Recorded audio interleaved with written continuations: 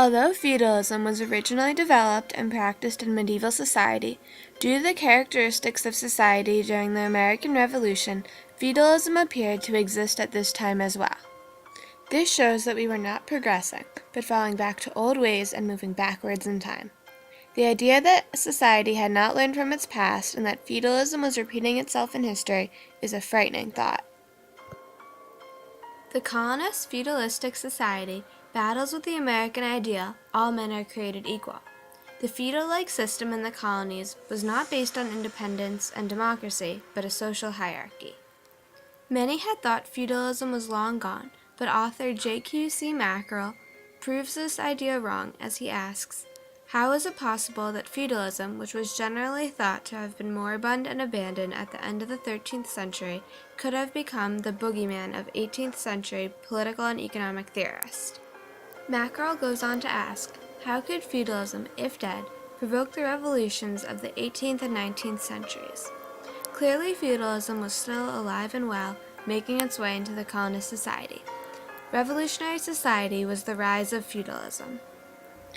In medieval times, about 60% of the population were the serfs, the poor who lived on the noble's land in exchange for work. Approximately 30% were vassals.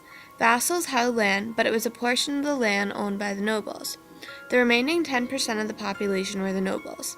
The nobles were the wealthiest and owned all of the land. Society during the Revolution mirrored this system, where a majority of the people were the poor and only a few owned land and had a significant amount of wealth. As I previously mentioned, the idea that history was repeating itself in this way was actually quite frightening. Majority of the population were the poor whites and slaves. As Zinn states, in the Carolinas in the 1750s, 25,000 whites faced 40,000 black slaves. The next tier of society consisted of the merchants and colonists who had an education and some property, similar to the vassals. The smallest percentage of the population, the establishment, possessed majority of the wealth even though they were a minority in the population. This is supported by Zinn's research, which states that in 1687 the population was 6,000, and out of those 6,000, only 1,000 were property owners. Additionally, in 1770, the top 1% of property owners owned 44% of the wealth. Another big connection between medieval society and the revolutionary society was the aspect of ownership of the poor. During the medieval and revolutionary periods, this was the most efficient way for the wealthy to care for their abundance of land. A report by the University of Prince Edward Island stated, "The theory is simple. Where land is abundant and labor is scarce, it is more profitable to own labor than to own land." It was apparent to some that there was a major problem with this system. As the philosopher Rousseau states in Political Economy, he says, "The greatest evil has already come about, where there are poor men to be defended and rich men to be restrained." Rousseau is similar to Zinn because they are both quick to acknowledge problems in the inner working of the colonies. Contrasting this is Morgan, who usually glorifies the colonies and does not acknowledge many of these issues. However, Morgan has a shift in his views and comes to agree with Zinn, who plainly states, New York in the colonial period was like a feudal kingdom. This is demonstrated as Morgan writes, although they had committed themselves to the principle of human equality, most of them only applied it to equating themselves with Englishmen, and did not stop to examine whatever inequalities might exist in their relations with each other. Here Morgan recognizes that the colonists were not abiding by their principle of human equality, which is a major effect of feudalism.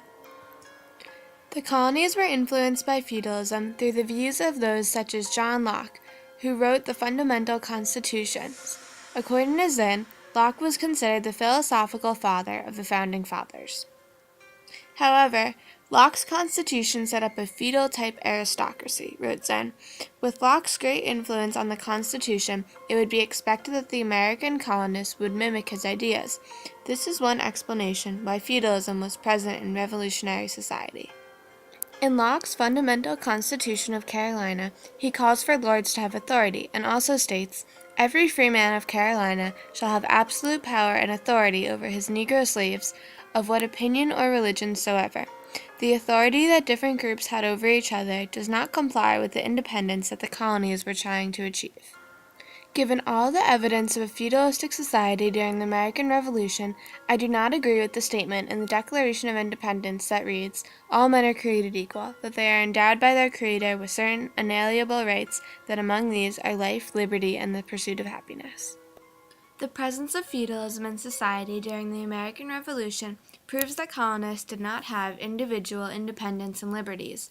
These rights were reserved for the wealthy white. The reoccurrence of feudalism certainly makes a statement about our society's ability to learn from our past.